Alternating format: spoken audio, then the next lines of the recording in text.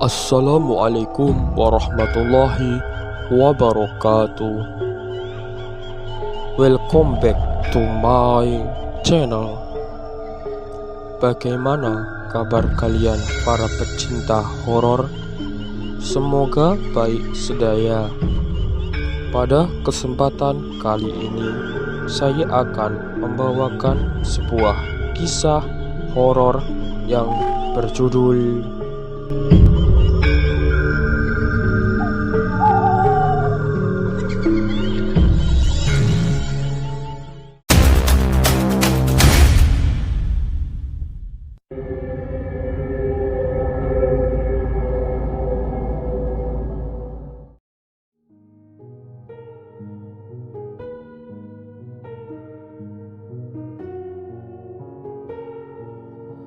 Sebut saja Rika.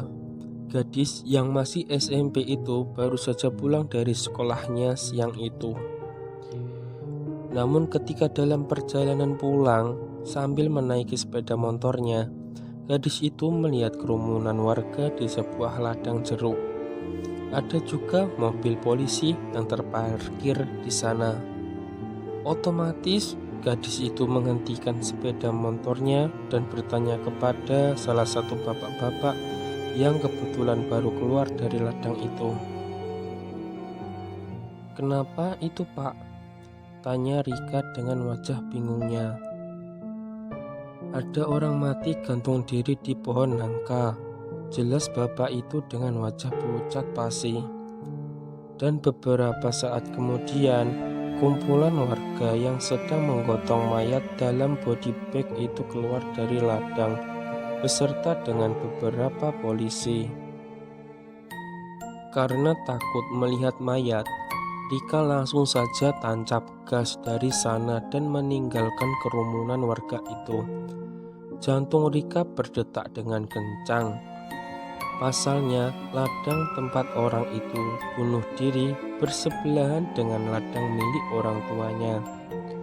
Beberapa saat kemudian, gadis itu telah sampai di ladang orang tuanya.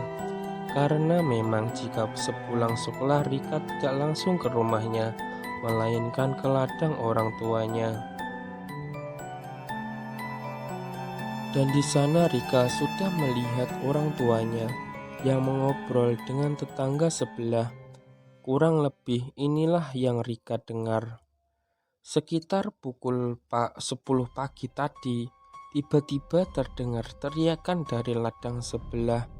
Ibu dan ayah Rika yang sedang bekerja di ladangnya langsung berlari ke ladang sebelah dan melihat seorang wanita yang menangis histeris. Ibu Rika kemudian bertanya kepada wanita itu, kenapa dia menangis?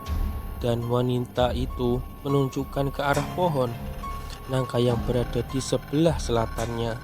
Betapa terkejutnya mereka ketika melihat seorang pemuda tergantung di sana dan sudah terbujur kaku. Ayah Rika langsung menelpon polisi untuk memeriksakan lebih lanjut apakah ini murni bunuh diri ataukah pembunuhan. Beberapa saat kemudian polisi datang ke sana dan memeriksa kejadian itu. Ternyata menurut keterangan orang tua dari pemuda yang meninggal itu, sebelum pemuda itu ditemukan gantung diri, kemarin pemuda itu sempat cekcok dengan orang tuanya karena orang tuanya tidak setuju pemuda itu akan menikah dengan gadis pilihan pemuda itu sendiri. Pernikahannya tidak disetujui, maka pemuda itu terlihat marah dan kecewa, kemudian pergi dari rumahnya. Selanjutnya pemuda itu sudah ditemukan mati, tergantung di pohon nangka oleh pipinya. Dan kesimpulan telah ditarik dari sana, pemuda itu mati memang bunuh diri karena pernikahannya tidak disetujui. Selang 4 hari kematian pemuda itu, Rika dan keluarganya menginap di ladang karena babinya melahirkan anak. Jadi harus dijaga supaya bayi babi itu tidak mati terinjak induknya. Saat dini hari, tiba-tiba Rika terbangun karena haus dan air minum berada di luar pondoknya. Gadis itu pun keluar dan meminum air. Setelah itu dia tidak langsung masuk ke dalam pondoknya, sebab dia melihat sesuatu di ladang sebelah. Rembulan menyinari cukup terang untuk melihat pohon nangka tempat pemuda itu bunuh diri. Dan di bawah pohon nangka itu ada bola api. Anehnya, api itu bergerak ke sana kemari, terbang begitu saja seperti kunang-kunang.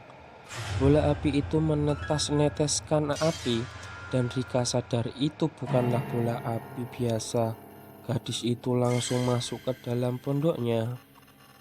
Setelah menceritakan hal itu ke orang tuanya, pada pagi harinya orang tuanya mengatakan bahwa itu mungkin adalah Lea yang sedang menghirup sisa-sisa kematian pemuda malang itu.